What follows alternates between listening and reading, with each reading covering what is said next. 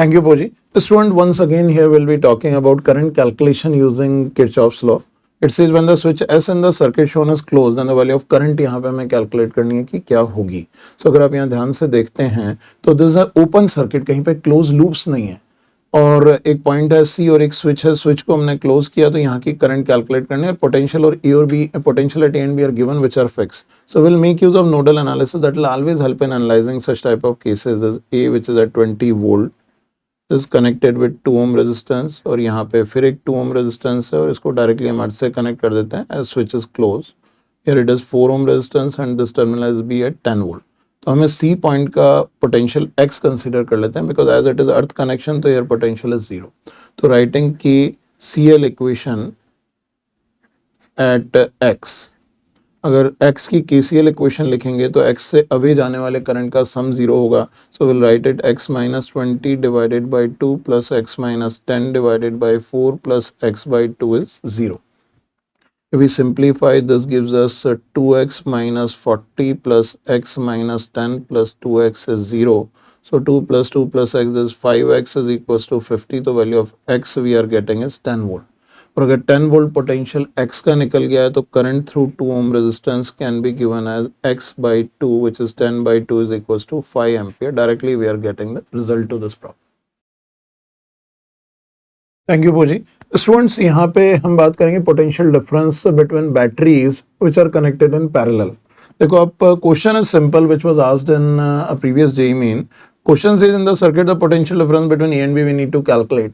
आप इस सर्किट को देख के certainly you can apply Kirchhoff's law in 2 loops and calculate and solve the case. But यहाँ पे ध्यान से देखें तो ये तीनों बैटरीज जिनका 1 ओम इंटरनल रेजिस्टेंस माना जा सकता है, they are consider to be connected in parallel combination. तो आप directly parallel combination of batteries use कीजिए because A and B are open circuit terminals. तो इस 5 ओम और इस 10 ओम में कोई करंट फ्लो नहीं होगा. So in this case here in solution we can directly write potential difference between A and B is equals to the relation E1 by R1 plus E2 by R2 plus E3 by R3 divided by 1 by R1 plus 1 by R2 plus 1 by R3. That was the relation we make use for calculation of the equivalent EMF for batteries connected in parallel. तो अगर values substitute करते हैं, so this 1 by 1 plus 1 by 2 plus 2 by 1 plus 3 by 1 divided by resistances are 1 plus 1 plus 1.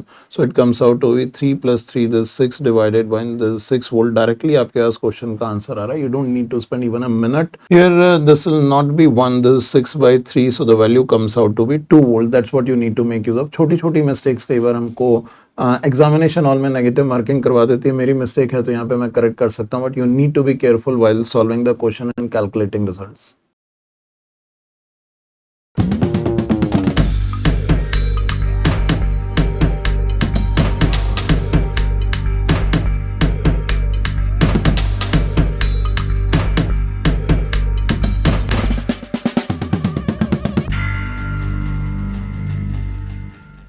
Student JEE Main या NEET में चीज़ें बहुत simple और fundamental होती हैं, बट आपको भी ध्यान रखना एग्जामिनेशन में केयरफुलनेस रहे. जैसे भी प्रीवियस केस में मुझसे अगर कहीं पे कोई गलती हुई है तो आपसे वो गलती किसी एंगल में कहीं पे भी नहीं होनी चाहिए, otherwise you will be losing out marks. Have a look on this very fundamental questions of question based on resistance combination, जो 10th ग्रेडर क्वेश्चन है बट बहुत हेल्पफुल रहेगा. It says current distribution in resistances. It says in the figure shown what is the current drawn from the battery. Battery से कितना current यहाँ पे draw होगा. सो सही सी बात है, रेजिस्टेंसेज का कॉम्बिनेशन लगा दीजिए और ओम्स लॉ अप्लाई कर दीजिए. That's what we need to make use of. So will rewrite the circuit. Here battery is 15 volt and here अब आपको केयरफुल रहना. Resistance R1 here is 15 ohm, then this resistance R2 which is 10 ohm, here it is resistance R3 which is 20 ohm. Students कई बार copy करने में, draw करने में गलतियां करते हैं और उसी से इस क्वेश्चन में चीज़ें मिस आउट हो जाती हैं. R4 here is 5 ohm and then it is connected across a resistance 5 ohm which is 25 ohm, and then this is the resistance R6 which is 30 ohm. So अब देखें ये वाले जो तीनों रेजिस्टेंसेज हैं इनका कॉम्बिनेशन बन जाता है 24, 25, 50 ohm. 50 ohm is connected in parallel with this 10 ohm resistance. So here R1 will be 10 into 50 divided by 60. This comes out to be 50 by 6 or 25 by 3 ohms. और ये 25 by 3 ohm resistance is now connected across 30 and 15 in series. तो R equivalent यहाँ पे जो आएगा this is 45 plus 25 by 3. If we calculate the value, this 135 135 and 25 will be 160 divided by 3 ohm is the R equivalent. तो current through battery अगर हम देखेंगे तो करंट थ्रू बैटरी का वैल्यू निकल के आता है, this is E divided by R equivalent which is 15 divided by 160 by 3. So this 45 by 160 ampere, that's the result of this problem. You can simplify if you wish.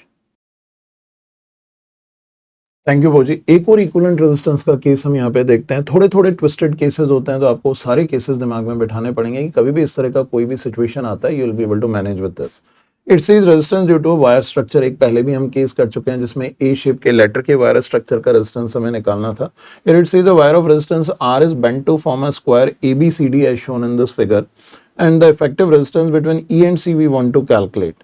और R resistance को पूरा band किया हुआ है, मतलब हर branch का या हर side का रेजिस्टेंस R/4 होगा, E is the mid point, तो ये R/8 और ये R/8 होगा। तो अगर हम यहाँ पे इस चीज को एनालाइज करें तो पॉइंट E और C के बीच में जो रेजिस्टेंस होगा we know this equals to R/8, और E के बाहर वाला D तक जो होगा this will also be R/8, and here it is R/4, here it is R/4 and here also it is R/4। तो ये हमारा टर्मिनल B है, ये टर्मिनल A है, और हमको E और C के बीच का इफेक्टिव निकालना है। तो ये R/8 और ये बाहर वाले सारे रेजिस्टेंस पैरेलल में आ जाएंगे। सो अक्रॉस E एंड C,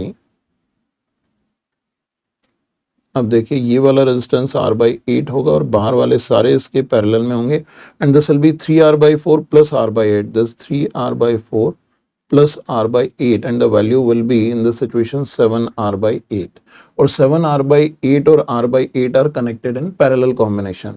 तो आप पैरेलल कॉम्बिनेशन को डायरेक्टली यूज कर सकते हैं। 1/R from E to C is equals to 8/7R plus this 8/R, so this comes out to be 56 plus it is 64/7R, so value of REC we are getting is 7R/64। that's the answer to this problem।